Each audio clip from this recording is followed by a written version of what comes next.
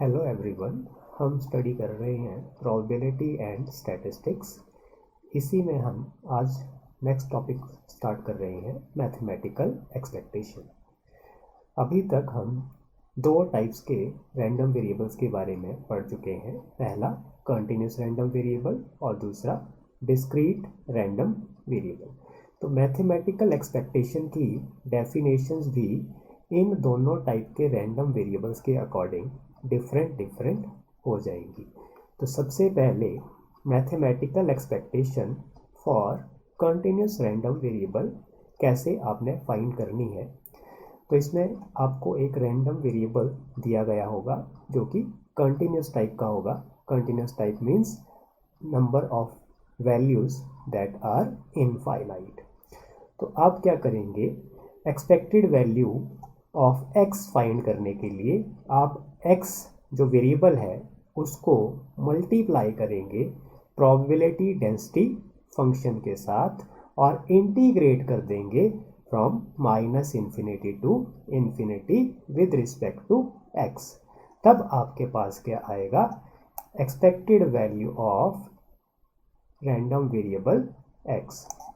इसी तरह से अगर हमें मैथमेटिकल एक्सपेक्टेशन फाइंड करनी हो डिस्क्रीट रैंडम वेरिएबल के लिए, तो हम क्या करेंगे, वेरिएबल की वैल्यू को मल्टीप्लाई करेंगे कॉरस्पॉन्डिंग प्रोबेबिलिटी मास फंक्शन के साथ और समेशन कर देंगे over the values of x. तो जितनी भी वैल्यूज आपको एक्स की दी गई हैं आप वन बाय वन यूज़ करेंगे और उनको मल्टीप्लाई करते जाएंगे corresponding probability mass functions obtain करने के लिए। तो यहाँ पर हमने क्या किया, x मल्टीप्लाई एफ एक्स क्या है, प्रोबेबिलिटी मास फंक्शन है x वेरिएबल का, और समेशन किया है over the values of x। इसी तरह से सिंप्लीफाइड फॉर्म में अगर इसको बोला जाए तो क्या होगा, रैंडम वेरिएबल डिस्क्रीट टाइप का क्या होता है, जो फाइनाइट वैल्यूज ले सकता है, जिसकी फाइनाइट वैल्यूज होती हैं। तो यहाँ पर हमने मान लिया that discrete random variable x takes the values x1 x2 x3 so on xn with corresponding probabilities. Corresponding probabilities कैसे फाइंड की जाती हैं कि x1 वेरिएबल के कॉरस्पॉन्डिंग आपने प्रोबेबिलिटी फाइंड की और वो आ गई आपके पास p1। इसी तरह से x2 के कॉरस्पॉन्डिंग प्रोबेबिलिटी क्या आई, p2, x3 के p3 and so on xn के कॉरस्पॉन्डिंग प्रोबेबिलिटी क्या आई, pn। तो आपको अगर expected value of x find करनी होगी तो आप क्या करेंगे, वेरिएबल को जैसे x1 है तो x1 को आप मल्टीप्लाई करेंगे कॉरस्पॉन्डिंग प्रोबेबिलिटी के साथ और ऐड करते चले जाएंगे। तो यहाँ पर हमने क्या किया, x1 multiply p1 plus x2 multiply corresponding probability that is p2 plus x3 multiply p3 and so on plus xn multiply pn। और इसको समेशन की फॉर्म में अगर आपने लिखना हो तो आप कैसे लिखेंगे, समेशन xi pi।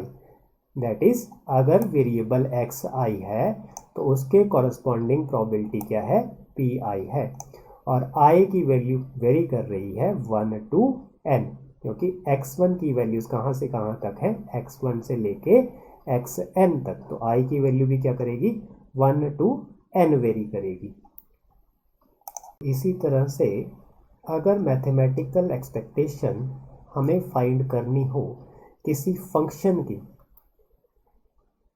वो फंक्शन क्या होगा, फंक्शन डिपेंड कर रहा होगा किसी रैंडम वेरिएबल पर। तो यहाँ पर हमने कर लिया let phi be a function of random variable x, then phi x is a random variable. तो फाई x भी क्या बन जाएगा, एक रैंडम वेरिएबल बन जाएगा। अगर x random variable continuous type का है तो फाई x भी क्या बन गया, कंटिन्यूस रैंडम वेरिएबल। और अगर x डिस्क्रीट टाइप का रैंडम वेरिएबल है तो फाई x भी क्या बन जाएगा, डिस्क्रीट रैंडम वेरिएबल। तो इस केस में भी आपके पास दो फार्मूलाज बन जाएंगे। फर्स्ट फार्मूला ऑब्टेन करने का सेम प्रोसेस रहेगा, that is when x is continuous random variable, तो उस केस में expected value of phi x obtain की जाएगी by multiplying phi of x with corresponding probability density function and integrating over minus infinity to infinity with respect to x। इसी तरह से अगर x discrete type का random variable है तब हम एक्सपेक्टेड वैल्यू फाई x की फाइंड करेंगे by taking summation of phi x multiplied with probability mass function of x। तो अब आपके लिए है एक important note, expected value of x is also called the mean. तो एक्सपेक्टेड वैल्यू ऑफ x को मीन भी कहा जाता है ऑफ वेरिएबल x, और इसको डिनोट करते हैं हम विद म्यू।